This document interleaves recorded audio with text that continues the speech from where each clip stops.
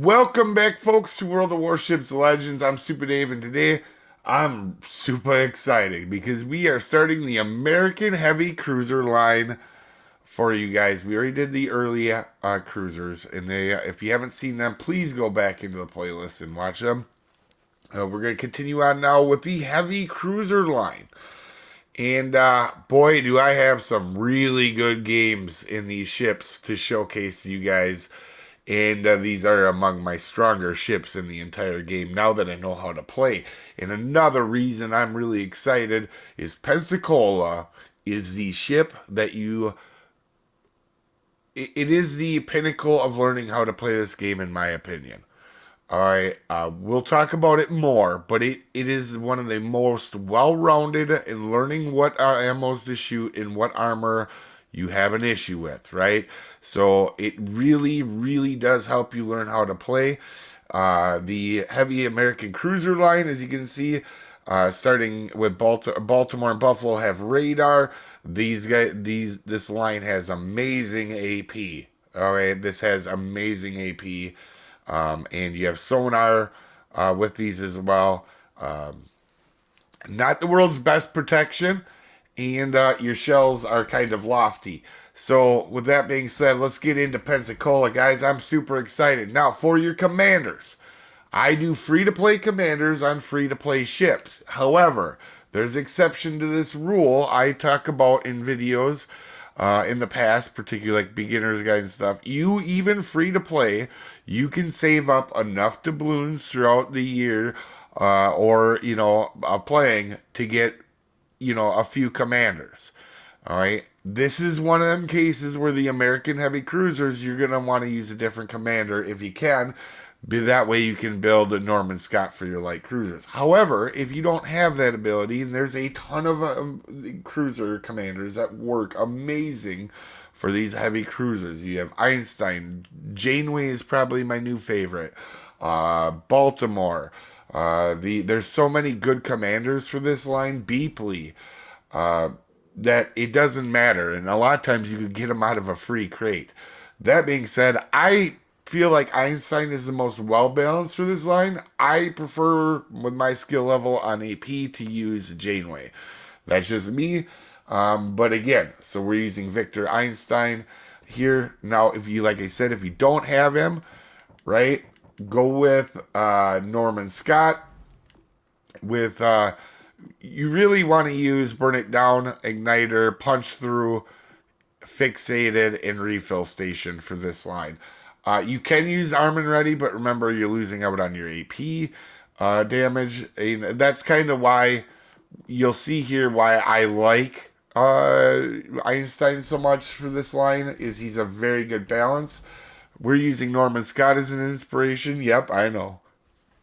But because we're shooting AP out of these, you want as much accuracy as you can get. Francesco Membelli for reload. We're using Ingenious. And the reason for this is the American heavy cruisers don't have the best turret traverse speed. And Einstein's base trait, as you can see, helps with turret traverse speed. And it's really handy. Same with the Ingenious skill, right? You get a huge boost to your turret traverse. Plus, this gives you a warning indicator of how many people are actually looking at you with their main guns. All right. And that's huge because then you need to know that's when you need to know when to dodge, when to be careful. Otherwise, if nobody's looking at you, you can sail broadside. That's crazy, but that's what it can be. All right, and I wouldn't recommend that. Also, with him, we have intuitive, which helps with the durations of the sonars and radars, which is more helpful later on.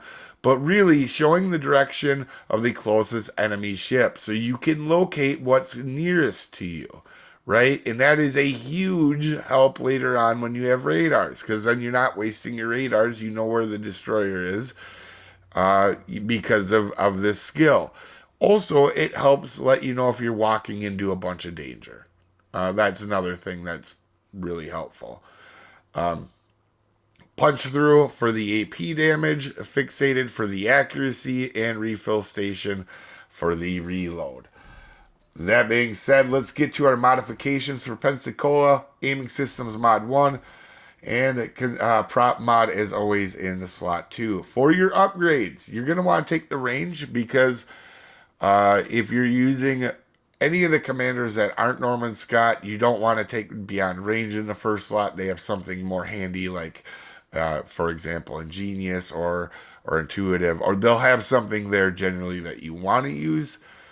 So you're going to want to take that range first, then you're going to want to take the hull, and then you're going to take the better upgrade on the guns. So uh, for your loadouts, you have sonar that goes out to 4 kilometers. This is handy, even in this ship, just because it doesn't have radar or the world's best armor doesn't mean you can't get destroyers with this thing. Okay, there is nothing worse than watching cruiser players play at the back of the map and then complaining to their team they did 60,000 damage, which is absolutely nothing in the scheme of things to battleships, when they could have been taking out destroyers, helping their destroyers control caps, in playing closer in and being aggressive without being dumb. Are you going to get depth struck sometimes doing that? Absolutely, but you should learn how to play cruisers close in. Kiting away only works, and I want to be clear, I'm not going to talk about this every video, but it's important that at the start of these cruiser lines that I talk about this. Kiting away only works if somebody chases you. And the only people that are going to chase you are going to be the poor players that aren't going to be very good and affect your match anyway. All right? So, more times than not, being able to move up and be aggressive without losing all your health is going to help you out way more than kiting away. With that being said, we also have some catapult fighters, which will help take out some planes. For your specs, you have 32,000 health, but I can assure you this can be zero very quickly.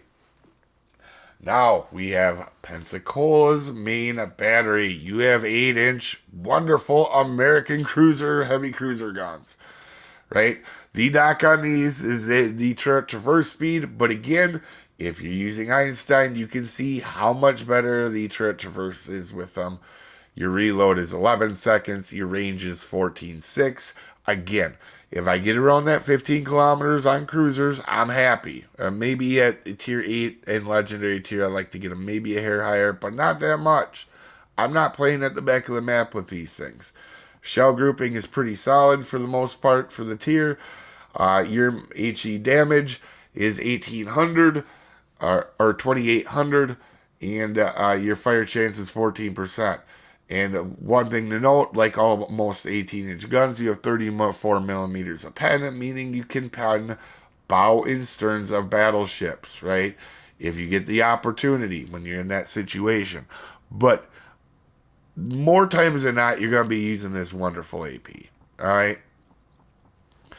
This AP is fantastic. And in American heavy cruisers, you should be leaning on your AP in most scenarios. But also learning when to switch your shell types is huge as well. But you can see your armor pen at point blank. You're up close to a battleship. You can absolutely citadel them, 100%. All right. In that range, you're gonna mess up everything, or at cruisers, right? Like, I mean, this is not a ship you want to toy with and be broadside against. It just you will not last long.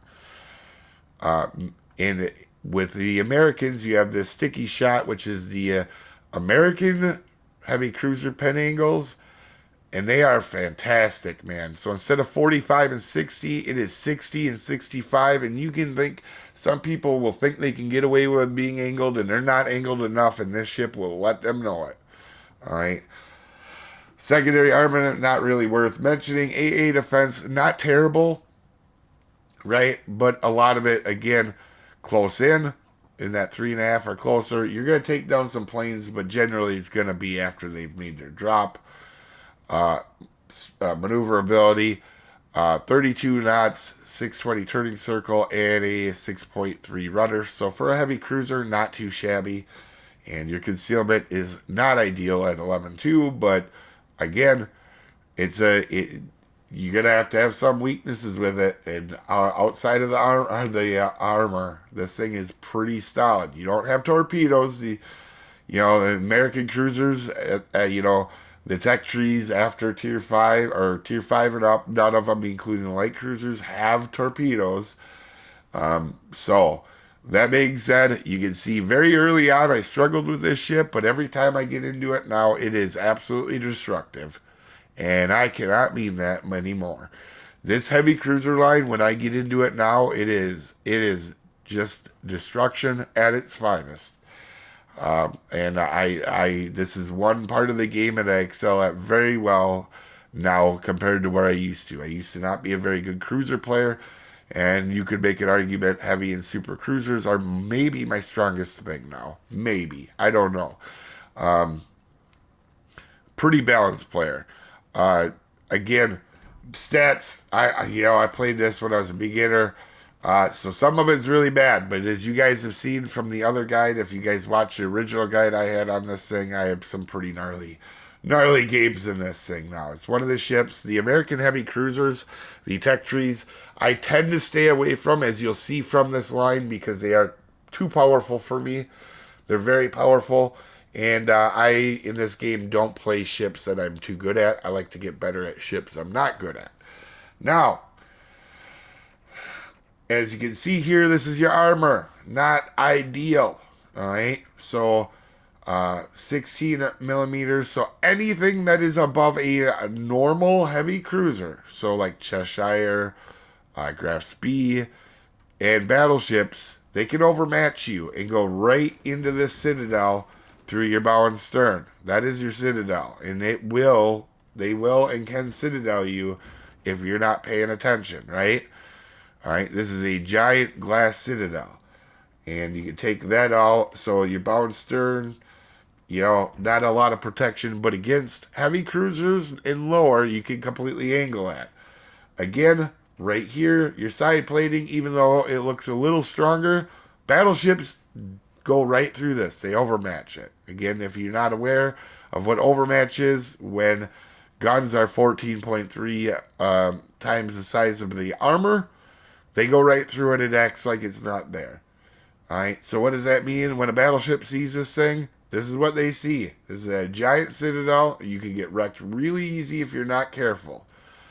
This ship, knowing what you're strong against and what you're weak against, so battleships can tear you apart if you're not paying attention, and knowing that you're gonna mess up cruisers. This is a cruiser killer in every sense of the way. This, even at the tier, I know it's only 8-inch guns, but you will mess up cruisers with this ship.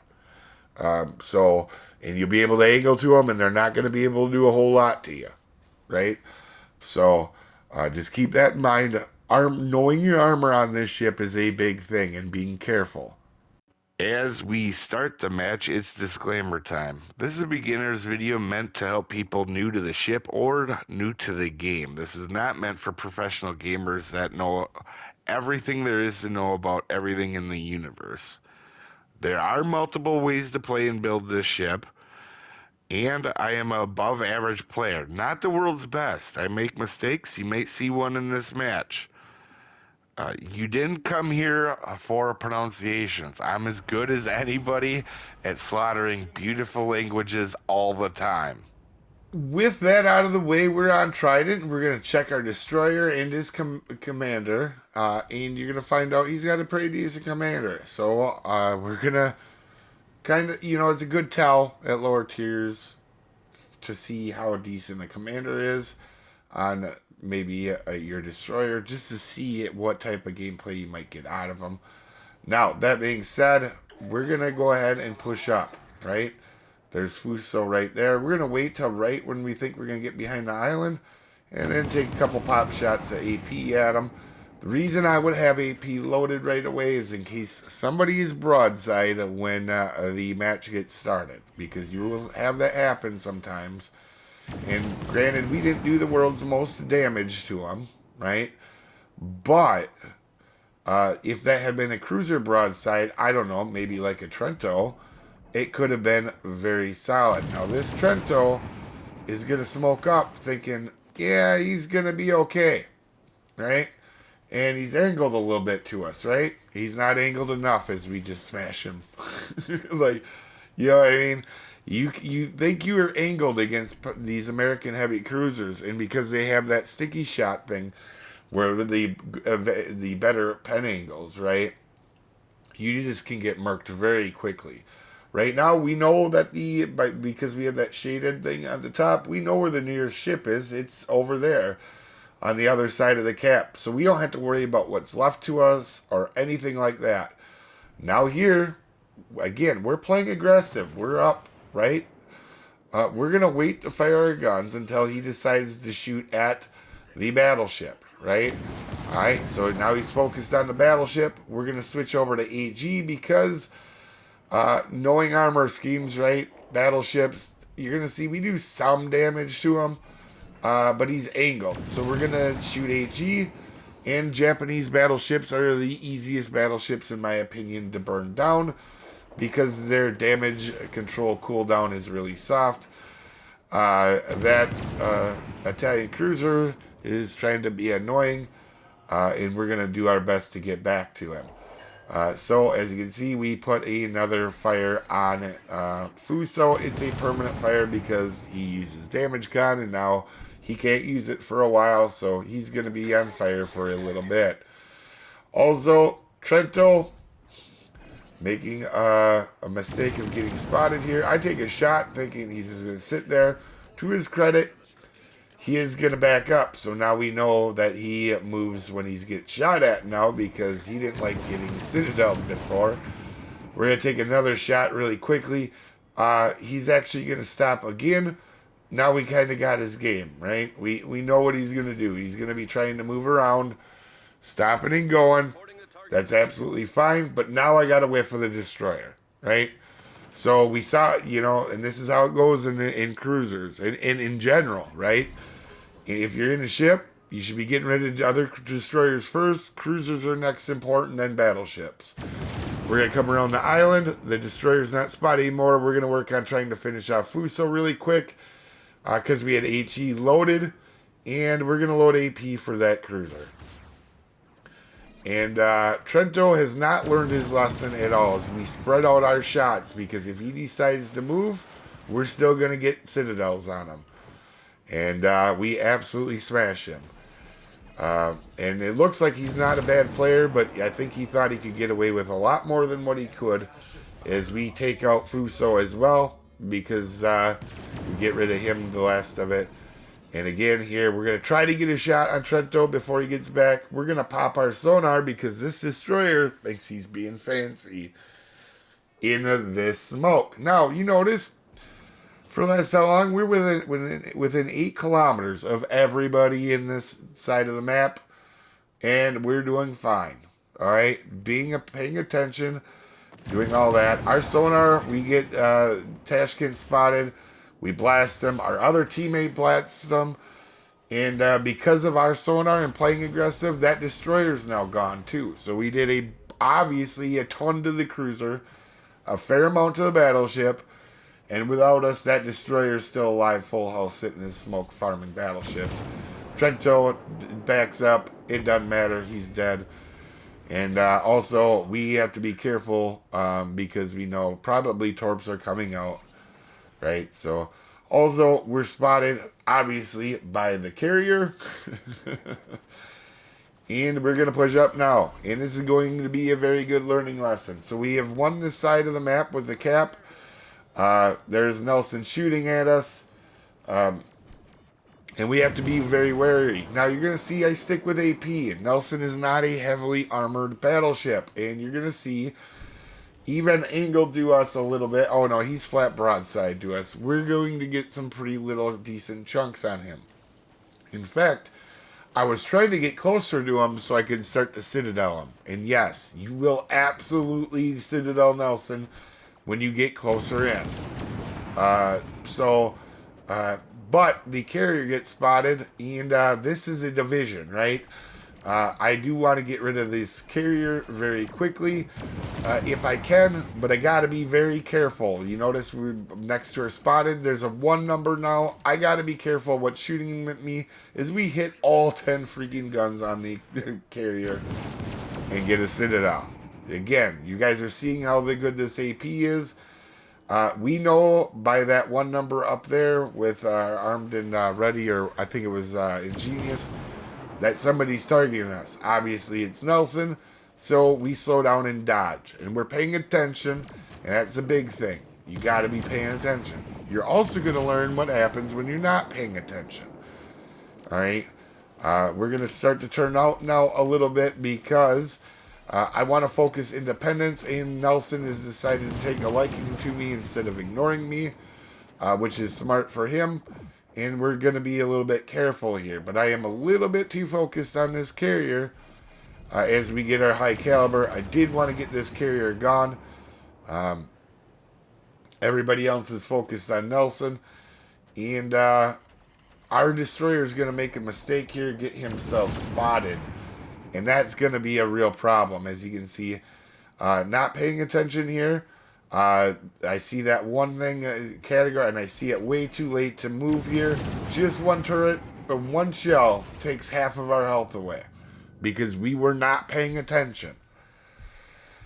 Right? We've been dodging everything else that's been at us, include But if you're not paying attention and aware, I got too focused on that carrier.